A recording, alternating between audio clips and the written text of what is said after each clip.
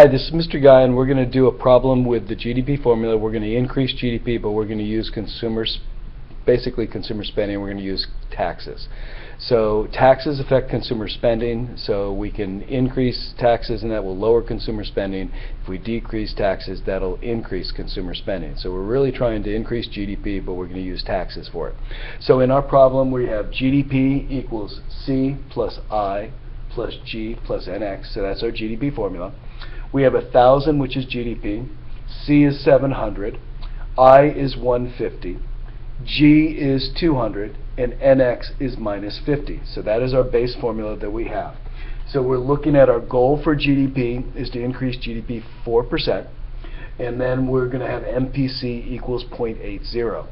So we're then going to use the tax multiplier because we're going to do taxes. It is MPC over MPS. So it's 0.80 over 0.20. So calculate it out and it comes out to 4.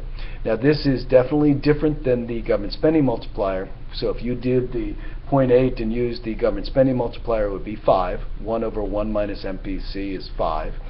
And then you know the tax multiplier is 1 less than the government spending multiplier, so it comes to 4. But we always do the formula just to check our work. So our goal is 4%. So we're going to take 1,000 times 0.04, and that equals $40. So that $40 goes under GDP. So that's 40. So now we have 1,040. And basically, when we cut taxes, it all goes into consumer spending. I'm assuming that it basically is consumer spending because it's personal income taxes. If I tell you it's corporate income taxes, then it would go somewhere else. But this is personal income taxes, so it's going to go into C. So we're going to add $40 here. And then nothing else changes. There's no change in I, there's no change in G, there's no change in NX. So this comes to 740 plus 150 plus 200.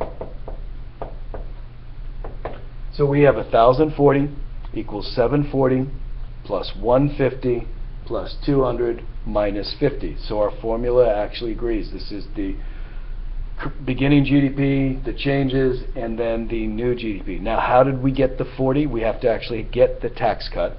So we're going to look at 40 equals 4x. So that is the spending multiplier. This is the initial change in taxes. So that's the tax cut or tax increase. That is the tax multiplier. And this is the change in GDP. So we just go backwards. So we've got 40, we've got 4. We divide them. So X equals 10. So we're going to do a $10 tax cut to get a $40 increase in consumer spending, which gives us a $40 increase in GDP. So this is how we actually increase GDP, by using taxes only.